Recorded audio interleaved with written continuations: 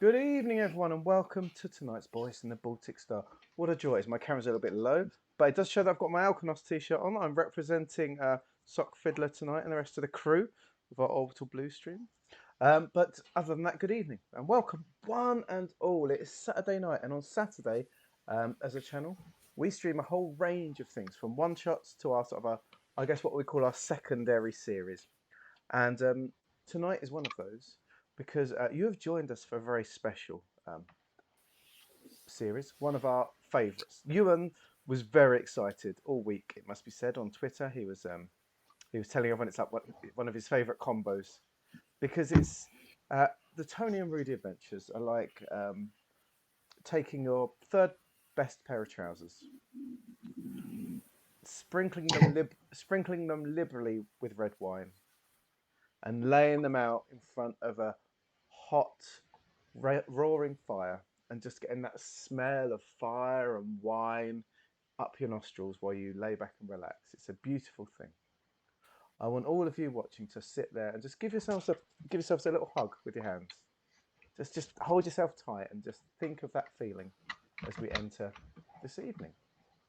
If it is your first time, you're very welcome, and I hope you are hugging yourselves tight.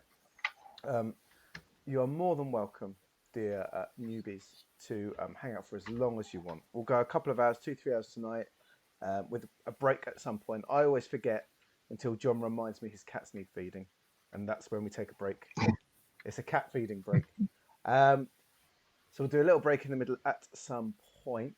So hang around as much or as little as you want. If you like it, please do. There we go. Cats on cam. There it is, cat on cam. Lovely. Please feel free to chat or lurk. We love our lurkers. We love our chatters. Chat is a friendly place. Socks is in, our beloved sock fiddler. One of the boys in the Baltic Star who shows up on a lot of our channels, and she's absolutely brilliant. She's friendly. I'm friendly. John's friendly. Ewan's friendly. Ben has his moments. And we are more than happy to chat with you, or for you to chat amongst yourselves and chat if you so wish.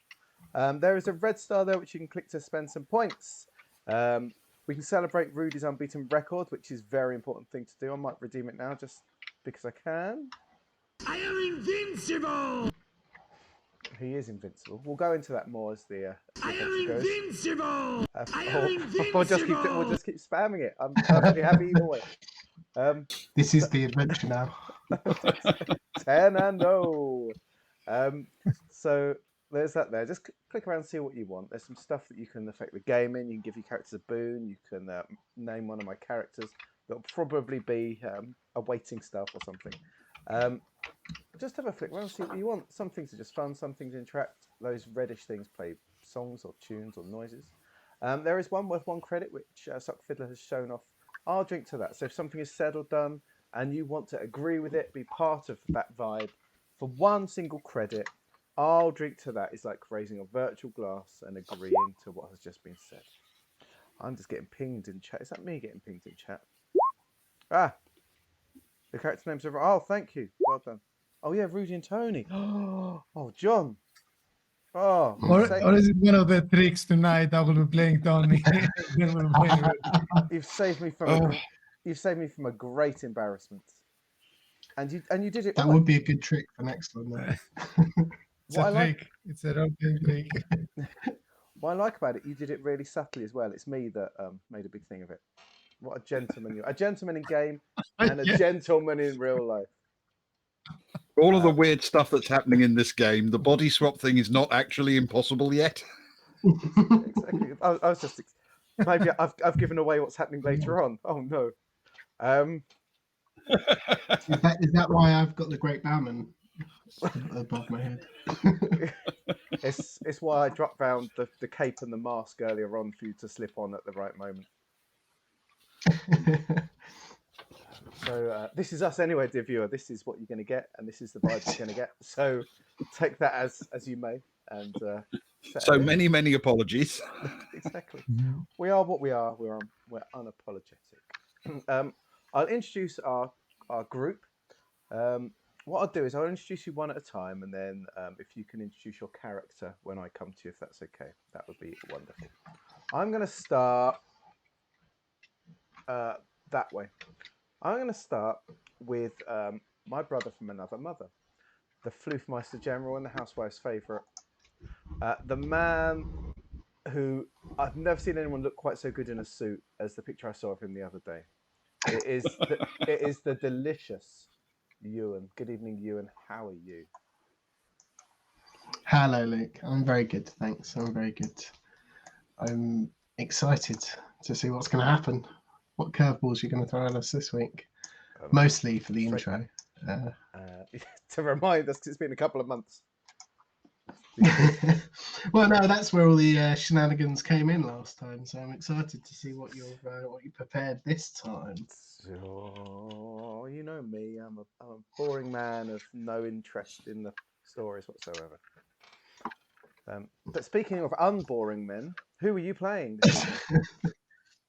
Good segue. Tonight, Luke, I'm playing Gaston Delarue,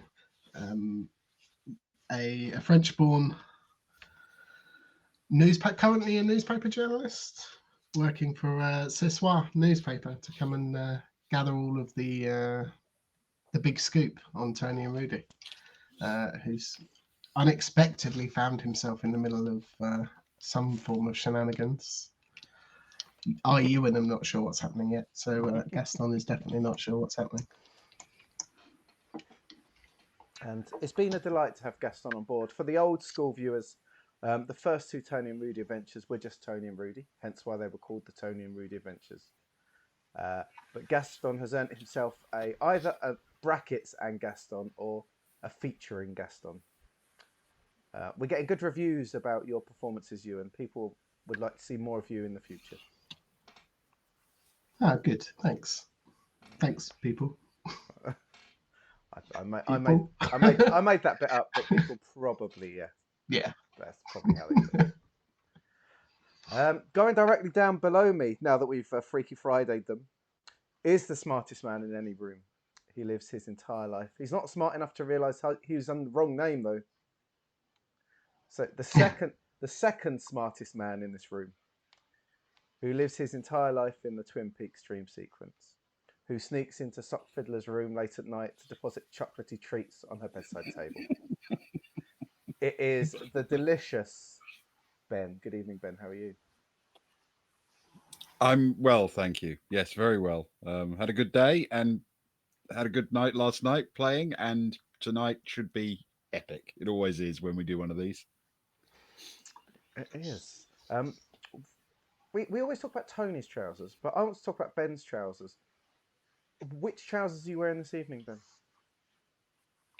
I'm wearing my fourth best trousers this evening because something terrible happened to my third best last weekend. Actually, you had a real life trouser incident. I had a real Tony moment last weekend in a restaurant on Sunday. The waitress brought my father a glass of wine and literally poured all of it straight into my lap. It was it was one of those things that, you know, through your life, occasionally something drops onto your trousers, but I've never had a complete lap full of a glass of red wine before. You must have had a moment in that where you thought of this game at that point. I definitely did. I remember. I think I texted you guys that evening saying I just had the most ridiculous Tony moment.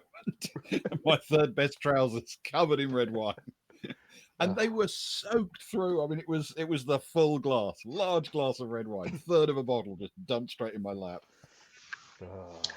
And Luke, I don't think he saw you hiding behind a newspaper on the table in the corner, sliding the waitress a tip. I tripped her over as she was walking. That's why she staggered so.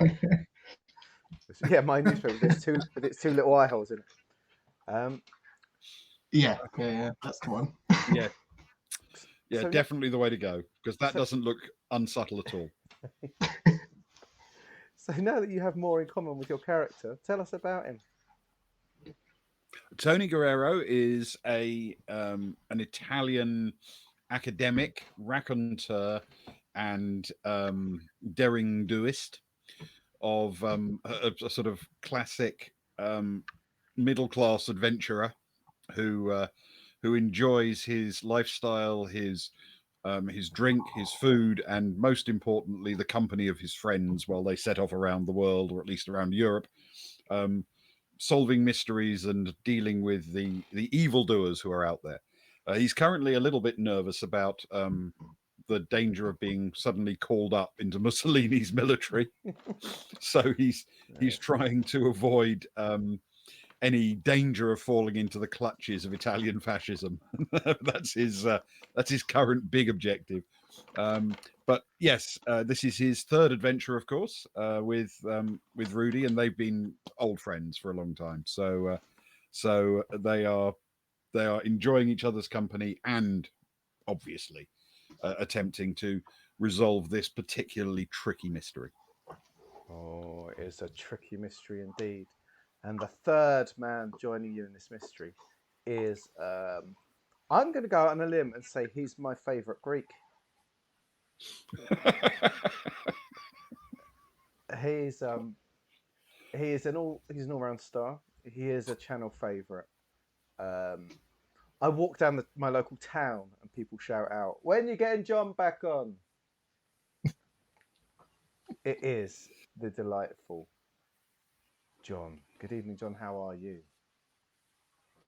Hello, Luke. Hello, everybody. I am John. I'm pretty great. I am John of Legitimate Games. And straight to the point, tonight, I will be playing Rudi Otto, German born, but a citizen of the world, rather. A man who was raised in a caravan and quickly discovered bare knuckle boxing. He was quite talented there, even as a teenager, and he soon entered the world of how you call it, pro boxing, at that era at least, and as a brawler and a heavyweight boxer, should I say, because he's a rather large man with a big mustache and big muscles and all, and broad shoulders. He entered the world of boxing, and he had a career, an undefeated career of officially 9-0, as everybody knows, officially at least. And he decided to retire undefeated, and while entering his 30s, he decided to use that all the money that he has accumulated, all the wealth, to enter the world of academia, because that was his true passion: reading stories and history, learning about history of the world. And so he traveled, and during his travels, he met Tony Guerrero, and together they formed that dynamic duo of murder solving and archaeology, digging, ancient artifact discovering thing they got going on. But as of late, Rudi has entered his more darker years after discovering some metaphysical, supernatural things. And so now we see Rudi donning a big beard instead of just a mustache, having lost a little bit of weight because he drinks much more than he eats these days. And he has delved deep into the world of the occult. He's studying the world of the paranormal, of ancient lore, folklore, and his great surprise, he doesn't know how the great Bauman is doing all the things he's doing. If indeed he's behind all of this, he's feeling lost again, but thankfully he's not alone into this, and he has his two friends to help him solve this case and hopefully knock the great Bauman out. That's it. Now I see what Rudi truly wants: a chance to get one-on-one in the snug with Bauman. It's good to know. Well, dear viewers, those are our three heroes in this tale of daring do and confusion, I would say. We're playing this game based on the rules. We're using the rules of Jonathan Hicks's Those Dark Places, which is a science fiction horror game. And he came on the other week and ran a game for us. It's a game that we run anyway, but he ran a special one-off for us, and we love the guy. We love his game. It's the rule set we're using for this with his blessing. It doesn't feel like a good fit, but it is. It fits totally what we want. Each of our characters have certain skills, they have certain extra abilities, and there is a raising level of stress and confusion which the game fits with. It's quite lightweight. It uses D6 for those that are interested. So, with that started, I'll wait till Ewan's back from cat duty. I don't want him to miss any intro. Thank you, Ewan, for the link. Here he is. He's back. Does that mean I'm in that film? Socks, isn't Charlie? Who is Charlie in that? Because what's his name is Charlie's mate. Who's Bosley is the other guy. Who is Charlie in that film? Anyway, here we go. Sorry, I've gone aside while Ewan's talking. Are you back? I am back. I'm back. If I'm ever gone on cat duty, I'll still have my headphones on, so don't worry. Okay. But thanks. Right then, here we go.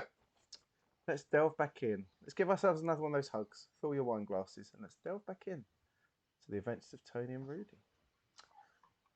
Peculiar things are afoot in beautiful, snowy St. Moritz. At least we think they may be, but it's hard to tell for certain. You see, we should be enjoying a celebration of science and enlightenment at the prestigious academic symposium being held at the Carlton Hotel here in St. Moritz in early December 1937. More specifically, this beautiful Friday night at Le Petit Grand Hotel, we should be celebrating the triumphant all-day lecture and question and answer given by our esteemed friends, treasure hunters, cult vanquishers, saviours of Bern, thorn in the side of General Franco, museum curators, and great friends, Rudi Otto and Tony Guerrero. We should be enjoying the hearty but elegant fare laid out by hotel manager Herr Fricker and his staff of friendly but well-trained waiting staff, including the cheery and helpful, albeit clumsy, Philippe. We should be enjoying the picturesque scenes from the hotel's fabled exterior bar, across the fields and the mountains in the near distance, as the snow starts, firstly as a light dusting, but slowly increasing in thickness and intensity. We should be enjoying the crackling, splendid fire in the dining room, with greenery slung around the fragrant pine walls, beams and doorways, as evening guests and full hotel guests alike enjoy the ambiance, fine drinks and cheery mood. We should be enjoying the proud and dramatic stuffed bear standing tall in the hotel reception hallway. We could even make ourselves enjoy the evening's entertainment, a display of unexplainable psychic and hypnotic powers by the mentalist and performer, the Great Bowman.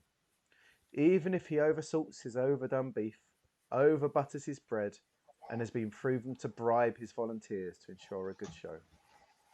However, we can't enjoy this, dear friends, because we've done it all before. I don't mean that the hotel has limited menus, entertainment, and that every evening ends up feeling like the others. No, I mean we've literally done it all before. You, me, Rudi Otto, Tony Guerrero, and a young friend, ce soir reporter, and heir to a long-destroyed wine chateau, Gaston Delarue. They've eaten this food that is back at their tables. They've drunk this fine schnapps that is back in the bottles. They've smoked these cigarettes that are now back lined up neatly in their cigarette cases. They've seen these very snowflakes falling, these very flames flickering, and seen the Great Bowman perform the same routine. However, last time, Dr. Pieter de Groot, hypnotized by the Great Bowman to seek out evil, staggered off up the road to the Carlton Hotel in the middle of the night, before slicing his throat in front of a shocked Tony Guerrero, collapsing dead into the thick white snow beneath him. And yet, Pieter de Groot is there, sat with his friend Dr. Mats van Beek, eating, drinking and enjoying the entertainment. Or at least he was, as just like last night, this Friday, but last night, but it's today, but it's, you get the idea. The two Dutchmen have left the dining hall with the meal and entertainment over and retired to the billiards room for a few games before heading to bed for the night. Surmising that they may all be in a temporal loop, Rudi's words, not mine, our heroes started to try doing things a different way to see if they could alter or affect the outcomes. Rudi lent Gaston his coat so that Gaston didn't need to borrow one from Philippe. The three of them ate inside together rather than taking their starters to the outside bar. Rudi purposefully upset previous hypnotism volunteer Nancy to ensure she wouldn't be around for the performance. Gaston spoke with receptionist Sylvie and checked in with the iconic stuffed bear. Despite all their timey-wimey tinkering, however, the great bowman has once again performed to the room, hypnotising Rudi, this time that he would be totally sober when he wakes up. Hypnotising botanist Claire Spelling into laughing until he tells her to stop. And, with the most sinister callback, hypnotising Flavio Esposito into seeking out evil. Last time we left our friends dealing with the immediate aftermath of this performance. Gaston and Tony had confronted Bauman in the snug about his fabled levitation trick again. Rudi had checked in on Flavio, who seemed okay, was drinking whiskey and chatting with his brother Stefano. Renowned actor Jean Durand had returned to his room with wine for himself and his new wife Nancy. And those who had come to the hotel just to dine this evening have started to gravitate towards the cold but alluring outside bar. So this is where we find ourselves in the evening, with dinner finished, the time about 8:30, the dining hall clearing out, with people going to the billiard room, the snug or the outside bar, and Rudi Otto sat watching the Espositos, Tony and Gaston in the snug, with the great bowman stormed out. And so, dear viewers, dear friends, and dear heroes, let's get back to this wonderful hotel. Just as we lose connection. Ah, there we go.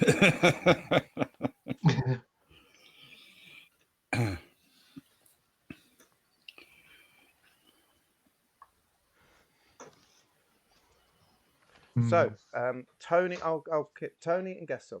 As you're in the snug, and the great bowman has sort of he had his little case that he sort of put everything back in, and he stormed off back to his room. He is, of course, in the room next to Rudi and Tony, upstairs, room 2. You sort of heard the door sort of slam behind him and go, and the two of you are briefly left in the snug alone. Rudi, you are in the dining hall, one table along from the Espositos, just watching them happily drink and relax.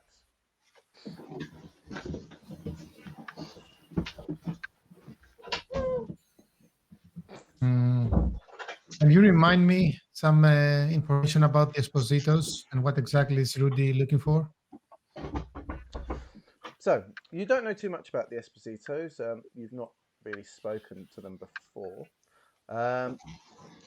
All you know is that Flavio was hypnotized by the great bowman. You've just seen it happen to find evil. So he has been hypnotized to seek out evil.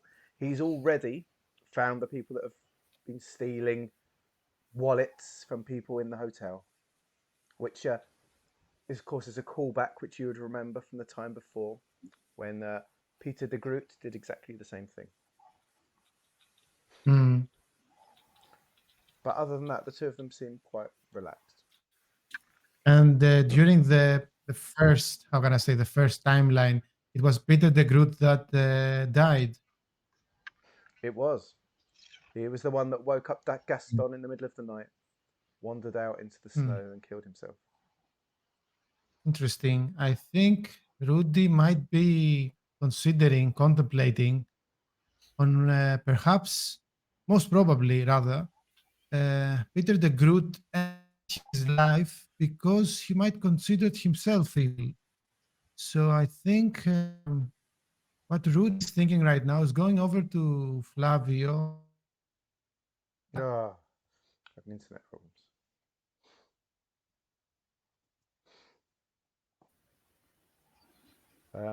We're having internet problems. What I'm going to do is, I don't know if it's my end or someone else's, but I'm going to reconnect through something else because otherwise that's going to be an absolute nightmare. Bear with me a second, everyone. Cool. Okay. Because I don't want it to be silly. There's no reason why it should be like this, but let's do it anyway. Do do do do do do. Let's turn that on. Do do do do do do. And then